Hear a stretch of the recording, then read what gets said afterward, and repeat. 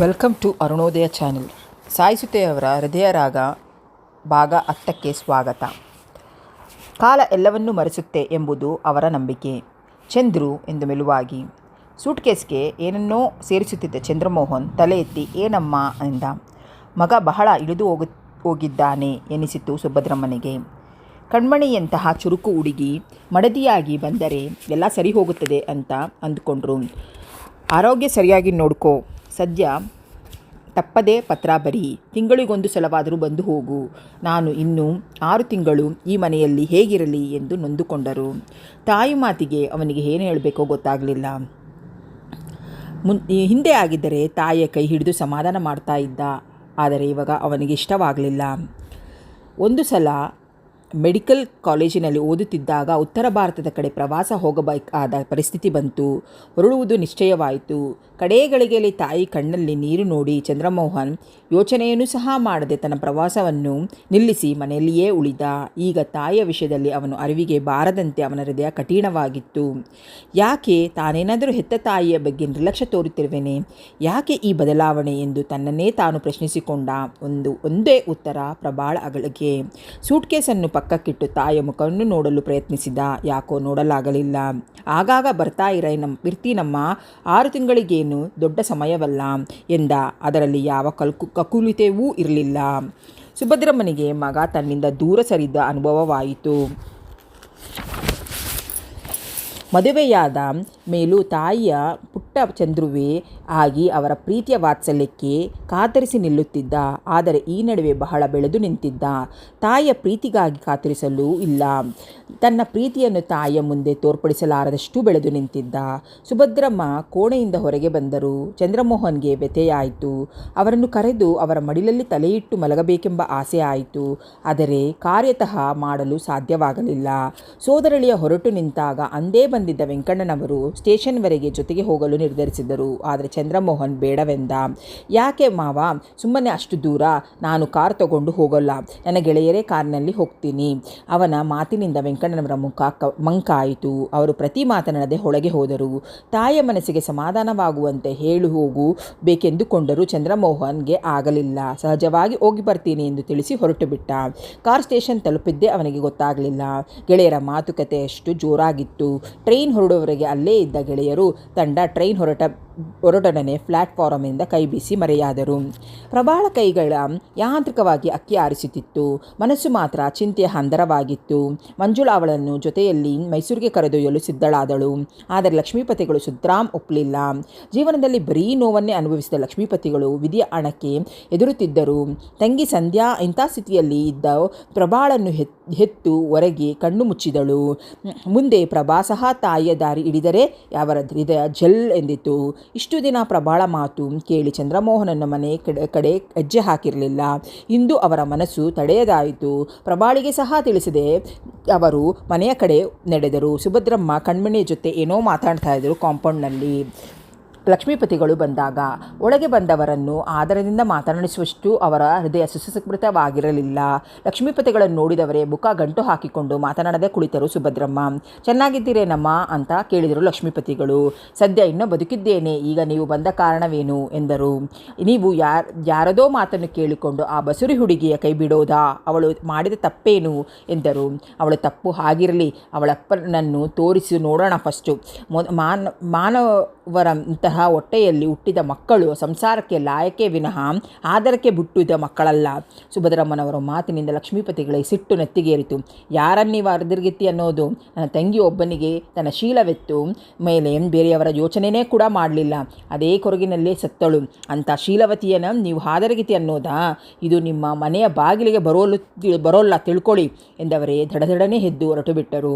ಮನೆಗೆ ಬರುವ ವೇಳೆಗೆ ಅವರ ಆವೇಶ ತಣ್ಣಗಾಗಿ ಅದರ ಜಾಗದಲ್ಲಿ ದುಃಖ ಹುಮ್ಮಡಿಸಿತು. ಪ್ರಬಾಳ ಎರಡೂ ಕೈಗಳನ್ನು ಹಿಡಿದುಕೊಂಡು ಮಗುವಿನಂತೆ ಬಿಕ್ಕಿ ಬಿಕ್ಕಿ ಹತ್ತರು. ನಿಮ್ಮಮ್ಮ ಎಂಥ ಬಿಕ್ಕಟ್ಟು ತಂದಿಟ್ಟು ಹೋದಳಮ್ಮ, ನಿನ್ನ ತಂದೆಯ ಸುಳಿವನ್ನೂ ಸಹ ಕೊಡದೆ ಹೋಗಿಬಿಟ್ಟಳು. ಮಾವ, ಸ್ವಲ್ಪ ಧೈರ್ಯ ತಂದುಕೊಳ್ಳಿ, ನಡೆದು ಹೋದಕ್ಕೆ ಚಿಂತಿಸಿ ಫಲವೇನು ಎಂದು ಸಮಾಧಾನ ಹೇಳಲು ಪ್ರಯತ್ನಿಸಿದಳು ಪ್ರಭಾ. ನೀನು ನನಗೆ ಮಾತು ಕೊಡು, ಕೊರಗಿ ನಿಮ್ಮಮ್ಮನ ಹಾದಿ ಹಿಡಿಯೋಲ್ಲ ಅಂತ, ಧೈರ್ಯವಾಗಿ ಪ್ರಪಂಚನ ಎದುರಿಸ್ತೀನಿ ಅಂತ ಮಾತು ಕೊಡು ಅಂತ ಕೇಳಿದರು. ಇಲ್ಲ ಮಾವ, ಖಂಡಿತ ಕೊರಗಲ್ಲ ಎಂದು ನಿರ್ಧಾರದ ಧ್ವನಿಯಲ್ಲಿ ಹೇಳಿದಳು. ಮಂಜುಳಾ ಹಾಗೂ ಹೀಗೂ ಲಕ್ಷ್ಮೀಪತಿಗಳನ್ನು ಒಪ್ಪಿಸಿ ಪ್ರಭಾಳನ್ನು ಮೈಸೂರಿಗೆ ಕರೆದುಕೊಂಡು ಹೋದಳು. ಮೈಸೂರಿನಲ್ಲಿ ಮಂಜುಳಾಳ ಜೊತೆ ಇದ್ದ ಅವರ ಸೋದರತ್ತೆ ಪ್ರಭಾ ಬಂದು ಮೇಲೆ ಮಗಳ ಬಾಣಂತನಿಕೆ ಮದ್ರಾಸ್ಗೆ ಹೋದರು. ಮನೆಯಲ್ಲಿ ಉಳಿದಿದ್ದ ಇವರಿಬ್ಬರೇ.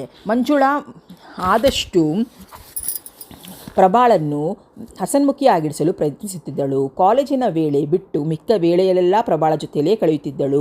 ಪ್ರಭಾ ಮೇಲ್ನೋಟಕ್ಕೆ ಸಂತೋಷವಾಗಿದ್ದರೂ ಒಳಗಿನ ವೇದನೆ ಅವಳನ್ನು ಎದೆಬಿಡದೆ ಕಾಡುತ್ತಿತ್ತು. ಗಂಡನ ನೆನಪು, ಅವನ ಜೊತೆಯಲ್ಲಿ ಕಳೆದ ಮಧುರ ಕ್ಷಣಗಳು ಅವಳ ಹೃದಯದಲ್ಲಿ ಅಚ್ಚಳಿಯದೆ ಉಳಿದಿತ್ತು.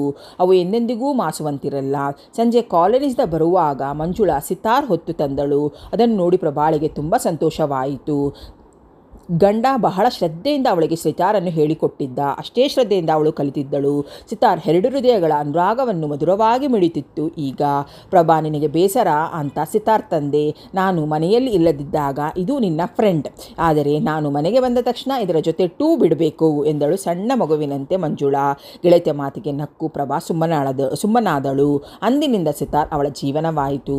ಸದಾ ಅದನ್ನು ನುಡಿಸುವುದರಲ್ಲಿ ಸಂತೋಷ ಪಡುತ್ತಿದ್ದಳು. ಮನೆಯಲ್ಲಿ ಅಡುಗೆಯವಳಿದ್ದರಿಂದ ಪ್ರಭಾಳಿಗೆ ಯಾವ ತೊಂದರೆಯೂ ಇರಲಿಲ್ಲ. ಇವಳು ಬಂದು ತಿಂಗಳು ತುಂಬುವುದರೊಳಗೆ ಲಕ್ಷ್ಮೀಪತಿಗಳು 4 ಸಲ ಬಂದು ನೋಡ್ಕೊಂಡು ಹೋಗಿದ್ರು. ಪ್ರತಿ ಸಲ ಬಂದಾಗಲೂ ಅವರು ಪ್ರಭಾಳನ್ನು ಕರೆದೊಯ್ಯುವ ಮಾತು ಎತ್ತಿದ್ದರು. ಆದರೆ ಮಂಜುಳಾ ಬಿಲ್ಕುಲ್ ಕಳಿಸುವುದಿಲ್ಲ ಎಂದು ಹೇಳುತ್ತಿದ್ದಳು. ಪ್ರಭಾ ಮುಖ ತೊಳೆದು ಹಣೆಗಿಟ್ಟುಕೊಂಡು ಹೊರಗೆ ಬಂದಳು. ಇಂದು ಅವಳಿಗೆ ಬಹಳ ಬೇಸರವಾಯಿತು. ಎಷ್ಟೊತ್ತಿಗೆ ಮಂಜುಳಾ ಬರ್ತಾಳೆ ಎಂದು ನಿರೀಕ್ಷಿಸುತ್ತಾ ಕಾಂಪೌಂಡಿಂದ ಬೀದಿಯ ಕಡೆಗೆ ನೋಡುತ್ತಾ ನಿಂತಳು. ಮಂಜುಳಾ ಏನೋ 10 ನಿಮಿಷದೊಳಗೆ ಬಂದಳು. ಆದರೆ ಒಬ್ಬಳೇ ಬರಲಿಲ್ಲ. ಗೆಳೆಯರ ದಂಡನ್ನೇ ಕರೆತಂತಿದ್ದಳು. ಎಲ್ಲರನ್ನೂ ಪ್ರಭಾಳಿಗೆ ಪರಿಚಯ ಮಾಡಿಸಿದಳು.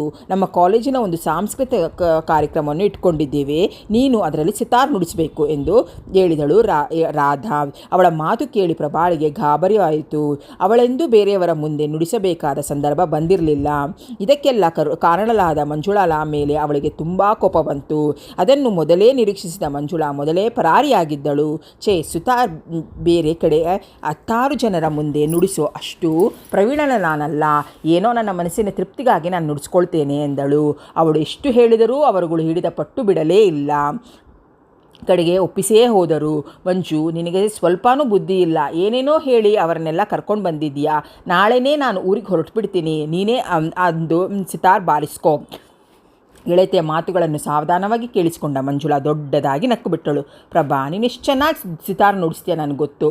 ಸಂಗೀತ 4 ಜನರ ಹೃದಯ ಮಿಡಿದಾಗಲೇ ಅದರ ಸಾರ್ಥಕತೆ. ನೀನು ಅಂದು ನನಗಾಗಿ ಆದರೂ ಬರಲೇಬೇಕು, ಬಾರಿಸಲೇಬೇಕು ಎಂದಳು ಉತ್ಸಾಹದಿಂದ. ಪ್ರಭಾ ತಲೆ ಎತ್ತಿ ಮಂಜುಳಾಳ ಕಡೆಗೆ ನೋಡಿದಳು. ಅವಳ ಕಣ್ಣುಗಳಲ್ಲಿ ಮೆಚ್ಚುಗೆ ಮಹಾಪುರವೇ ಇತ್ತು.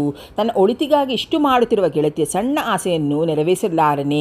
ಆದರೆ ತನಗೆ ಧೈರ್ಯವೇ ಇಲ್ವಲ್ಲ, ಅಂತಹ ಪ್ರಾವೀಣ್ಯತೆ ನನ್ನಲ್ಲಿದೆಯೇ ಎಂದುಕೊಂಡಾಗ ಚಂದ್ರಮೋಹನ್ ಅವಳ ಕಿವಿಯಲ್ಲಿ ಉಸಿರಿಸಿದ. ನಿನ್ನಲ್ಲಿ ನಿಜವಾದ ಪ್ರಾವೀಣ್ಯತೆ ಇದೆ. ನಿನಗೆ ಶಾರದೆ ಒಲಿದಿದ್ದಾಳೆ ಎಂದು. ಆಯಿತು ಬಿಡು, ನಿನ್ನ ಮಾತಿನಂತೆ ನುಡಿಸ್ತೇನೆ. ಆದರೆ ನನ್ನ ಸಿತಾರ್ ವಾದ್ಯವನ್ನು ಯಾರಾದರೂ ಹಲೆಗೆಳೆದರೆ ಅದಕ್ಕೆ ನೀನೇ ಕಾರಣ ಎಂದಳು ಮೆಲುವಾಗಿ. ಮಂಜು ಬಂದು ಪ್ರಭಾಳನ್ನು ಅಪ್ಪಿಬಿಟ್ಟಳು. ಆದರೆ ಅವಳು ಇರೋ ಸ್ಥಿತಿಯಲ್ಲಿ ಅವಳಿಗೆ ಆಯಾಸ, ಉದ್ವೇಗ ಒಳ್ಳೆಯದಲ್ಲವೆಂದು ತಾನೇ ಅವಳಿಂದ ದೂರ ಸರಿದಳು. ಅನ್ನಿಂದ ಪ್ರಭಾ ಹಗಲಿರುಳು ಸಿತಾರ್ ವಾದನವನ್ನು ನಿರತಳಾದಳು. ಮಂಜುಳಾಳೇ ಭಯಪಟ್ಟು ರೇಗಿ ತೆಗೆದಿಡುತ್ತಿದ್ದಳು. ಪ್ರಭಾಳ ಅಂದಿನ ಸಿತಾರ್ ವಾದನ ಎಲ್ಲರಿಗೂ ಮೆಚ್ಚುಗೆಯಾಯಿತು. ಅವಳು ಇನ್ನೂ ಸ್ವಲ್ಪ ಹೊತ್ತು ನುಡಿಸಬೇಕೆಂಬ ಕೋರಿಕೆಯ ಮೇರೆಗೆ ಮಂಜುಳಾ ತಲೆ ಹಾಕಿದಳು. ಮನೆಗೆ ಬಂದ ಕೂಡಲೇ ಗೆಳತಿಯನ್ನು ಹಪ್ಪಿ ಕುಣಿದಾಡಿಬಿಟ್ಟಳು. ಇಂದು ದೇವರ ಕರುಣೆಯ ಬಗ್ಗೆ ಅವಳಿಗೆ ವಿಶ್ವಾಸ ಉಂಟಾಯಿತು. ಮಂಜು ಪ್ರಭಾ ಹೊರಡಾಡುತ್ತಿದ್ದುವನ್ನು ಗಮನಿಸಿ ಎದ್ದು ಲೈಟ್ ಹಾಕಿದಳು. ಪ್ರಭಾಳ ಮುಖ ಆಯಾಸದಿಂದ ಬಿಳಿಚಿಕೊಂಡಿತ್ತು. ಅವಳ ಹಣೆಯ ಮೇಲೆ ಬೆವರು ಹನಿಗಳು ಸಾಲುಗಟ್ಟು ನಿಂತಿದ್ದವು. ಗಾಬರಿಯಿಂದ ಗೆಳತಿಯ ಬಳಿಗೆ ಧಾವಿಸಿ ಅವಳ ಕೂದಲನ್ನು ಕೈ ಆಡಿಸುತ್ತಾ ಮಂಜುಳಾ ಪ್ರಶ್ನಿಸಲು, ಯಾಕೆ ಹೀಗಿದ್ದಿ, ಹುಷಾರಾಗಿದ್ಯಾ ತಾನೆ ಎಂದಳು. ಮಂಜು, ನನ್ನ ಕೈಯಲ್ಲಿ ಆಗ್ತಾ ಇಲ್ಲ ಕಣೆ, ಅವರನ್ನೇ ನೋಡದೆ ಒಂದು ಕ್ಷಣನೂ ಇರಲಾರೆ ಎನ್ನುತ್ತಾ ಒದ್ದಾಡುತ್ತಿದ್ದಳು. ಮಂಜುಳಾಗೆ ಏನೋ ಮಾಡಬೇಕು ಅಂತ ಗೊತ್ತಾಗಲೇ ಇಲ್ಲ. ಎದ್ದು ಅಡುಗೆ ಮನೆಗೆ ಬಿಸಿ ಮೂಸಂಬಿ ರಸಕ್ಕೆ ಗ್ಲೂಕೋಸ್ ಹಾಕಿ ಕುಡಿಸಿದಳು. ಆದರೂ ಅವಳ ಸಂಕಟ, ಒದ್ದಾಟ ಕಡಿಮೆ ಆಗಲೇ ಇಲ್ಲ. ತನಗೆ ತೀರಾ ಆಪ್ತರಾದ ಡಾಕ್ಟರ್ ಒಬ್ಬರಿಗೆ ಫೋನ್ ಮಾಡಿದಳು. ಅವರು ಬರುವವರೆಗೂ ಜೀವನವನ್ನು ಕೈಯಲ್ಲಿ ಹಿಡಿದುಕೊಂಡು ಕುಳಿತಿದ್ದಳು. ಯಾವ ಕ್ಷಣ ಏನಾಗುತ್ತೋ, ನಾಳೆ ಇವಳ ಮೇಲೆ ಪ್ರಾಣ ಇಟ್ಟಿರುವ ಲಕ್ಷ್ಮೀಪತಿಗಳು ಏನು ಹೇಳಲಿ. ಇನ್ನು ಚಂದ್ರಮೋಹನ್ಗೆ ಅವನು ನಿಜವಾದ ಗಂಡಸಾಗಿದ್ದರೆ ಅಮ್ಮನ ಮಾತು ಕೇಳಿಕೊಂಡು ಹೆಂಡತಿನ ಬಿಡ್ತಾ ಇರಲಿಲ್ಲ. ಅವನಿಗೆ ಹೃದಯವೇ ಇಲ್ಲ ಅಂತ ಬೈಕೊಂಡ್ಳು. ಡಾಕ್ಟರ್ ಬಂದು ಪ್ರಭಾಳನ್ನು ನೋಡಿದರು. ಆ ಕ್ಷಣ ಅವರಿಗೆ ತೋರಿದ್ದು ಒಂದೇ, ಅವಳು ಸಮಾಧಾನದ ಸ್ಥಿತಿಗೆ ಬರಬೇಕಾದರೆ ಅವಳಿಗೆ ನಿದ್ದೆಯ ಅವಶ್ಯಕತೆ ಇದೆ ಎಂದು ಅರಿತು ಅವರು ಅವಳಿಗೆ ನಿದ್ದೆ ಗುಳಿಗೆಯನ್ನು ಕೊಟ್ಟರು. ಮಂಜುಳಾ ಎಲ್ಲ ಅವರ ಎದುರಿಗೆ ಹೇಳಿಕೊಂಡು ಅತ್ತುಬಿಟ್ಟಳು. ಅವರ ಹಿರಿಯತನ, ಗೌರವಾನ್ವಿತ ವ್ಯಕ್ತಿತ್ವವನ್ನು ಇದಕ್ಕೆ ಕಾರಣ. ಅವರು ತಮ್ಮ ತಲೆಯ ಮೇಲೆ ಕೈ ಆಡಿಸಿಕೊಂಡು, ಚಂದ್ರಮೋಹನ್, ನನಗೆ ಗೊತ್ತು, ಅವನು ನನ್ನ ಶಿಷ್ಯನಾಗಿದ್ದ. ಈಗಿನ ಪರಿಸ್ಥಿತಿಯಲ್ಲಿ ಅವನನ್ನು ಕರೆಸೋದು ಉತ್ತಮ. ಅವನು ಫೋನ್ ನಂಬರ್ ಕೊಡಿ ಎಂದಾಗ ಮಂಜುಳಾ ಅವನ ಬಾಂಬೆಗೆ ಹೋದ ಸಂಗತಿಯನ್ನು ಮರೆತು ನಂಬರ್ ಕೊಟ್ಟು ಬಿಟ್ಟಳು. ಡಾಕ್ಟರ್ ರಾಜಶೇಖರ್ ಅವರು ಟ್ರಂಕ್ ಕಾಲ್ ಮಾಡಿದಾಗ ಅಂದು ಚಂದ್ರಮೋಹನ್ ಅಲ್ಲೇ ಇದ್ದ. ಅಂದೇ ಅವನ ಬಾಂಬೆಯಿಂದ ಬಂದಿದ್ದ. ಅವರು ಆತುರಿಂದ ಈಗಲೇ ಹೊರಟು ಬಾ ಎಂದಿದ್ದಾರೆ ವಿನಃ ವಿಷಯವನ್ನೇ ಏನೂ ಹೇಳಲಿಲ್ಲ. ಚಂದ್ರಮೋಹನ್ ಕೂತು ಯೋಚಿಸಿದ. ಅವರು ಹೀಗೆ ಏಕೆ ಫೋನ್ ಮಾಡಿದರು? ಅವರ ಮಧ್ಯೆ ಅಂತಹ ಆತ್ಮೀಯತೆ ಏನಿರಲಿಲ್ಲ. ಯಾಕೆ ಈಗ ಫೋನ್ ಮಾಡಿದ್ರು? ಹೋಗಲೋ ಬೇಡವೋ ಅಂತ ಯೋಚಿಸತೊಡಗಿದ. ಮಂಜುಳಾ ಮೈಸೂರಿನಲ್ಲಿರುವ ಸಂಗತಿ ಅವನಿಗೆ ಗೊತ್ತಿತ್ತು. ಏನೂ ಯೋಚಿಸದೆ ಎದ್ದು ತಾಯಿಗೆ ವಿಷಯ ತಿಳಿಸಿದ. ಬಿಡು, ಬೆಳಗ್ಗೆ ಹೋದರೆ ಆಯಿತು. ಯಾರೋ ಕುಹಿಕಗಳು ಏನಾದರೂ ತಮಾಷೆ ಮಾಡಲಿಕ್ಕೋಸ್ಕರ ಫೋನ್ ಮಾಡಿರಬಹುದು. ಇಲ್ಲ, ಕಳ್ಳರು ಕೆಲವು ವೇಳೆ ಹೀಗೆ ಮಾಡೋದು ಉಂಟು. ಬೆಳಗ್ಗೆ ಫೋನ್ ಮಾಡಿ ಸರಿಯಾಗಿ ವಿಚಾರಿಸದೆ ಆಯಿತು, ಈಗ ಹೋಗಿ ಮಲ್ಕೋ ಎಂದರು. ಹಿಂದೆ ಹಾಗಿದ್ದರೆ ತಾಯಿಯ ಮಾತಿಗೆ ಒಪ್ಪಿ ಸುಮ್ಮನಾಗ್ಬಿಡ್ತಿದ್ನೋ ಏನೋ. ಆದರೆ ಈಗ ಮಾತ್ರ ಹಾಗೆ ಇರಲು ಸಾಧ್ಯವಾಗಲಿಲ್ಲ. ಏನೇ ಆಗಲಿ ಹೋಗು ಬಂದು ಬಿಡುತ್ತೇನೆ ಎಂದವನೇ ಕಾರನ್ನು ಶೆಡ್ನಿಂದ ಹೊರಟೇ ಬಿಟ್ಟ.